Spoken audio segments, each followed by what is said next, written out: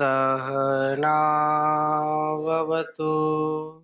सहनौ भुनक्तु सह वीर्यं करवावहै तेजस्विनावधीतमस्तु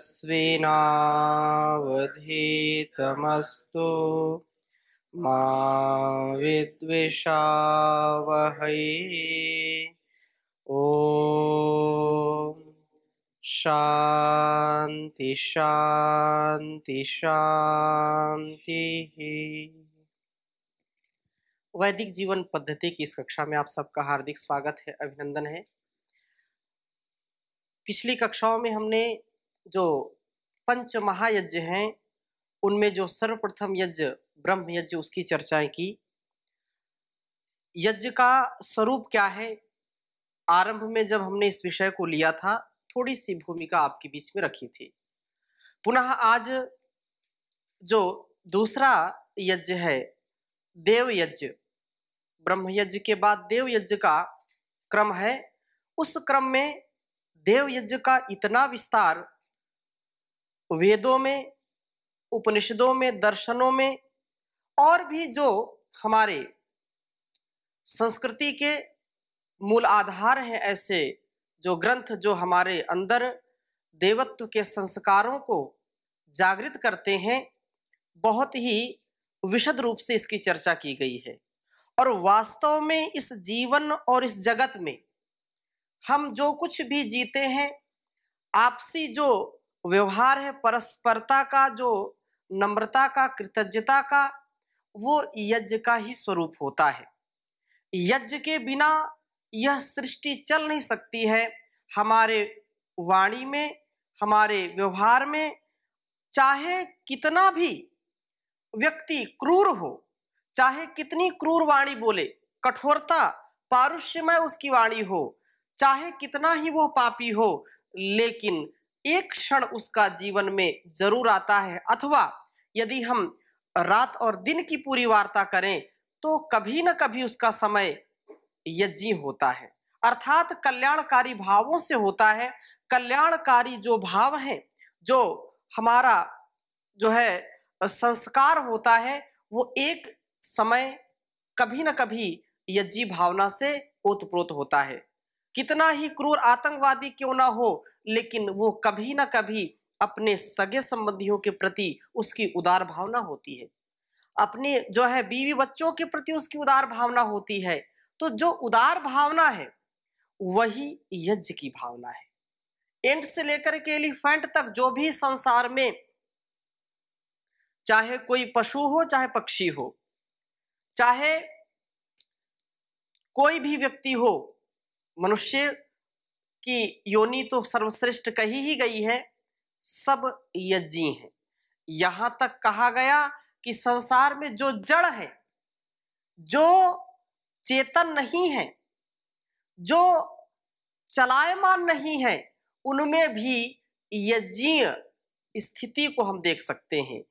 जो भी हम चाहे महल के रूप में देखें, चाहे किसी वस्तु के रूप में देखें, वो यज्ञ का ही एक स्वरूप है, यज्ञ का एक संदेश है, उपदेश है। केवल हमारी दृष्टि ऐसी होनी चाहिए। यदि हमारी दृष्टि ऐसी होती है तो निश्चित रूप से हमारा जीवन यज्ञी होता है। माता पिता यज्ञ के जो यज्ञी भावना है, यज्ञ के सच्चे स्वरूप हैं। यदि उनके अंदर यज्ञी भावना ना होती तो हमारा जीवन भी नहीं हो सकता था। हमारे अंदर भी जो उदार चरित्रता है, जो उदार भाव है, वो भी यज्ञ है। जब जब हम लोक कल्याण की चर्चा करते हैं, लोक कल्याण के लिए उद्यत होते हैं, प्रवृत्त होते हैं, तो वो यज्ञी भावना ही होती है उसके मूल में। अतः यज्ञ का जो स्वरूप है वो अनेक रूपों में हम इस भारतवर्ष में देख सकते हैं। और ये ऋषियों की ये परंपरा रही है, ऋषियों का संपूर्ण जीवन यज्ञमय रहा है। अतः हमारा जीवन यज्ञी हो, इसके लिए आज हम इस चर्चा को आरंभ करते हैं। और जब वह समय था, घर घर में लोग यज्ञ रचाते थे, घर घर में लोग याग करते थे, हवन रचाते थे और पूरा परिवार बैठता था, वहां हंसी खुशी और बहुत ही शांति का वातावरण रहता था। आज जो गिरावट आई है नैतिक मूल्यों में, कहीं ना कहीं यह भी एक बहुत बड़ी भूल है कि हम जो मूल भावना थी उससे अलग हो गए हैं। यदि हम यज्ञ करते हैं, दैनिक यज्ञ करते हैं, तो भी हमारा जो आपसी व्यवहार है वो कभी कटुता में नहीं बदलता है। उससे परस्परता और आपसी जो भाईचारा है, आपसी जो संबंध है, उन संबंधों में प्रगाढ़ता आती है, उस संबंध विच्छेद नहीं होते हैं। अतः अनेक प्रकार से इसको हम समझने का प्रयास करते हैं। तो सबसे पहले यज्ञ को किन किन नामों से जाना जाता है, क्योंकि अलग अलग स्थानों पर अलग अलग नामों से लोग इसको जानते हैं, इससे परिचित हैं। निरुक्त आचार्य ने जो यज्ञ के नाम बताए हैं वो 15 नाम है यज्ञ के। ऐसे तो हमारी जो संस्कृति है, हमको गौरव होना चाहिए, इतने विशाल, इतने वृहद स्तर पर हमारा ज्ञान प्रसरित है कि हम यदि अपने इतिहास को, अपने संस्कृति को समझ लें तो हमको किसी का मुंह देखना नहीं पड़े। 100 से भी अधिक नाम जल के हैं। ऐसे ही यहां पर कर्म के नाम हैं और मेधा के नाम हैं। ये निघंटु कोश जिसको कहते हैं, इसमें कितने किसके नाम हैं इसके विषय में चर्चा की है, क्योंकि ये विषय अभी नहीं, हमारा यज्ञ के विषय में चर्चा चल रही है। कभी आगे चर्चा आएगी तो इसकी चर्चा हम करेंगे। अभी हम देखते हैं कि 15 नाम कौन कौन से हैं यज्ञ के। यज्ञ को किन किन नामों से हमारे शास्त्रों में कहा गया है उसकी यहाँ पर आप झलक देखें। यज्जो वेनाध्वरो मेधो विदथः सवनं मखः नार्यो होत्रा तथा चेष्टिः देवतातः प्रजापतिः विष्णुरिन्दुः तथा घर्मः यज्ञा वै 10 पंच च यज्जो वेनध्वरो मेधो विदथः सवनं मखः नार्यो होत्रा तथा चेष्टिः देवतातः प्रजापतिः विष्णुरिन्दुः तथा घर्मः यज्ञा वै 10 पंच च। ये 15 नाम यज्ञ के बताए हैं, और जिसमें सबसे पहला जो है यज्ञ, दूसरा है वेनः, तीसरा है अध्वरः। आप देख सकते हैं क्योंकि श्लोकबद्ध है, अध्वरः ये हो गया तीसरा, और मेघः, इसके बाद विदथः, सवनम, मखः, नार्यः और होत्रा। इष्टि, इष्टि बोलते हैं। इष्टि जैसे पुत्रेष्टि, वर्षस्येष्टि, अंत्येष्टि, अंत में, सबसे अंत में, क्योंकि इष्टि के रूप में उसको इष्टि शब्द प्रचलित कम है, इसलिए मैंने यहाँ अलग से बताया कि ये इष्टि शब्द भी यज्ञ का वाचक है।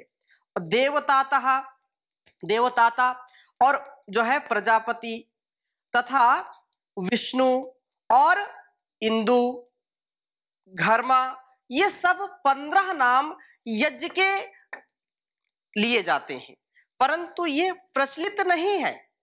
आपको शास्त्रों का भी ज्ञान हो और यज्ञ के भी इतने नाम होते हैं, ये आपको स्वयं जानकारी होगी तभी आप दूसरों को बता सकते हैं।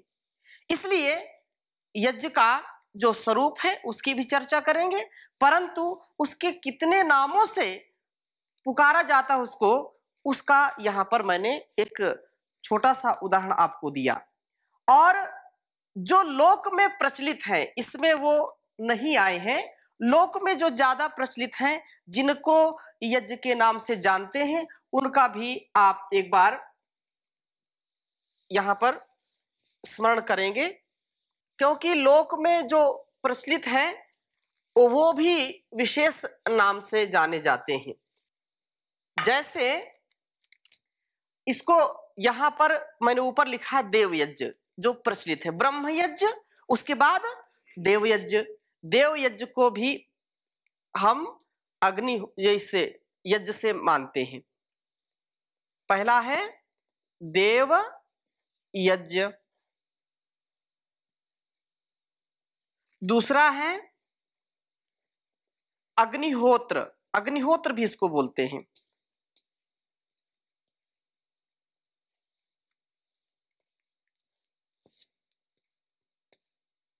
अग्निहोत्र। तीसरा है होम,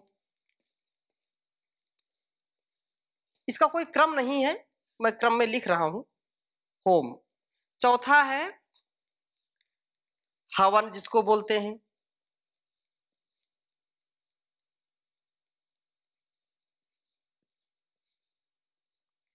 और इसको क्रतु भी बोलते हैं। क्या बोलते हैं?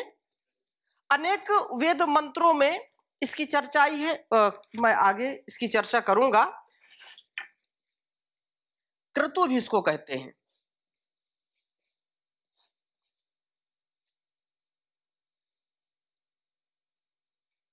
क्रतु। तो ये 5 नाम और अतिरिक्त जो लोक में प्रचलित हैं, क्रतु तो कम प्रचलित है, परंतु ये तो अधिक प्रचलित है, जैसे देवयज्ञ, अग्निहोत्र, होम और हवन। ये निश्चित रूप से हमारे लिए जो करनी है, अवश्य कर्तव्यम। होयते दाना दान क्रियते इति होमा, जैसे होम की बात आई तो वही भाव है। एक तो जो हम अग्नि में समर्पित करते हैं श्रद्धा के साथ, उसके संदर्भ में हम चर्चा कर रहे हैं, परंतु वो केवल प्रतीक है, वो भी बहुत बड़ा विज्ञान है। वो ऐसा कहे नैनो साइंस है, वो इतना इफेक्टिव है कि जहां हमारे ऋषि मुनियों ने उसको हमारे जीवन के साथ जोड़ दिया, हमारी जीवन पद्धति उसको बना दिया कि बिना यज्ञ किए, बिना अग्निहोत्र किए एक अन्न का निवाला भी नहीं लेते थे। तो जरूर ये हमारा सौभाग्य है, हमारा ये कर्तव्य है कि हम इसको अपने जीवन का महत्वपूर्ण अंग माने। चाहे पुरुषोत्तम श्री रामचंद्र जी हो रहे हो, चाहे योगेश्वर श्री कृष्णचंद्र जी रहे हो, जितने भी महापुरुष हुए हैं या जो भी ऋषि ऋषिकाएं हुए हैं, उनके जीवन में ये यज्ञ महत्वपूर्ण स्थान रखता था। बिना संध्या किए, बिना जो पहला हमने ब्रह्म यज्ञ की चर्चा की थी, बिना संध्या किए और बिना हवन किए वो भोजन नहीं करते थे। तभी हमारा राष्ट्र इतना उन्नत था। आज जिसकी खोज में चाहे जर्मनी हो या चाहे नासा हो, सब इसकी खोज में लगे हैं कि इस कारण क्या है, जिसकी बारीकी, जिसका रहस्य हमारे ऋषियों ने पहले ही जान लिया था। हजारों लाखों वर्षों से ये परंपरा चली आ रही है। तो देवयज्ञ और अग्निहोत्र, होम, ये एक शब्द पर मैं पहले भी चर्चा किया था। पुनः आप साइंस के विद्यार्थी भी यहां बैठे हुए हैं, तो होम का तात्पर्य क्या है? होम, हवन, यद्यपि सब एक ही अर्थ को यहां पर प्रदर्शित कर रहे हैं, लेकिन किसी ने बड़ी अच्छी इसकी व्याख्या की। होम क्या है? होम का तात्पर्य है कि आप अंग्रेजी में क्या बोलते हैं?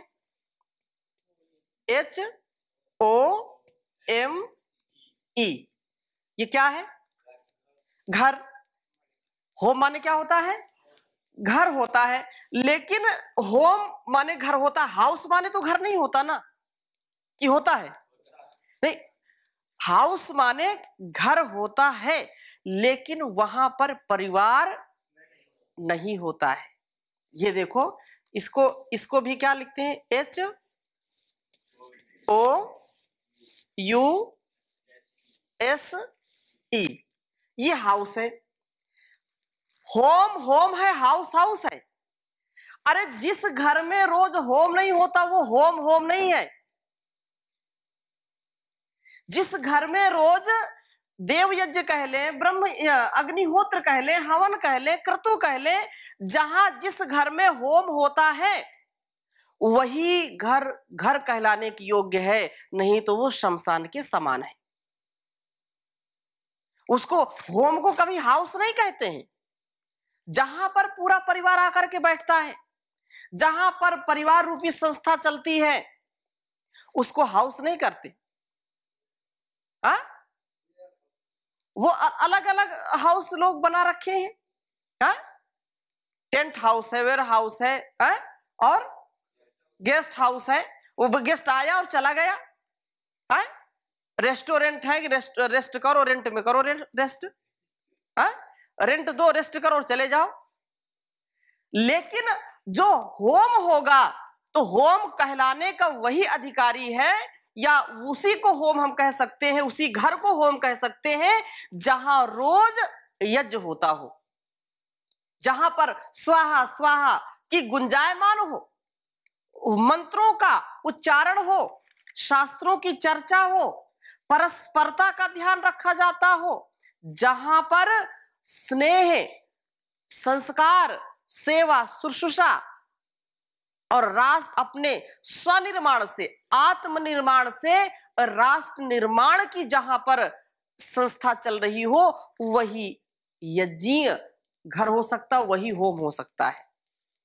इसलिए हम अपने घर को हाउस ना बनाएं। क्या बनाएं? होम बनाएं। होम बनाएं। आजकल कोई निमंत्रण भी करते हैं, उसमें होम बोलते हैं, तो वो भी कहने का संकेत पर्याप्त है। इसलिए संसार में व्यक्ति यदि होम का अनुष्ठान करता है, गांव में भी ये परंपरा प्राचीन रही है।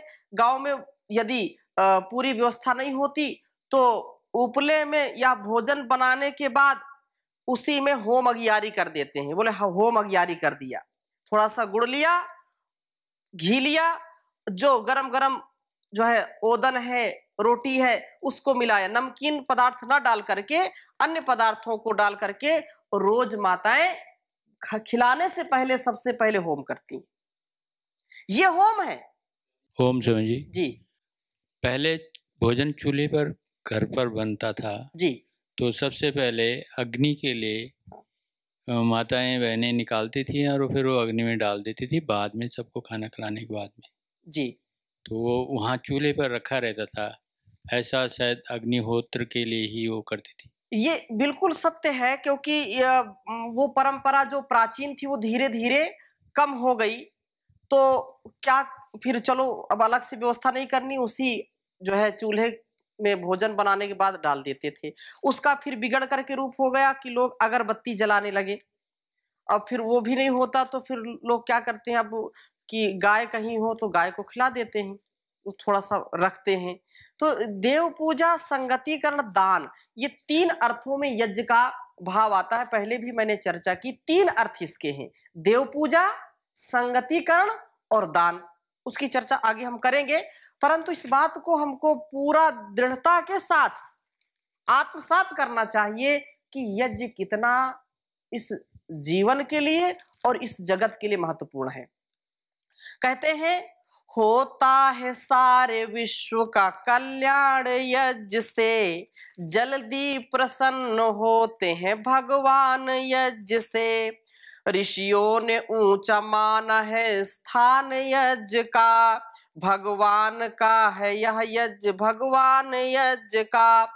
जाता है देवलोक में इंसान यज्ञ से, होता है सारे विश्व का कल्याण यज्ञ से। जो कुछ भी डालो यज्ञ में खाते हैं अग्निदेव, एक एक के बदले 100-100 दिलाते हैं अग्निदेव। बादल बना के पानी बरसाते अग्निदेव, पैदा अनाज करते हैं भगवान यज्ञ से। होता है सारे विश्व का कल्याण यज्ञ से। गंदी हवा रोज घर होती उसको बाहर निकालते, घी सामग्री मिलाकर अग्नि के ऊपर डालते।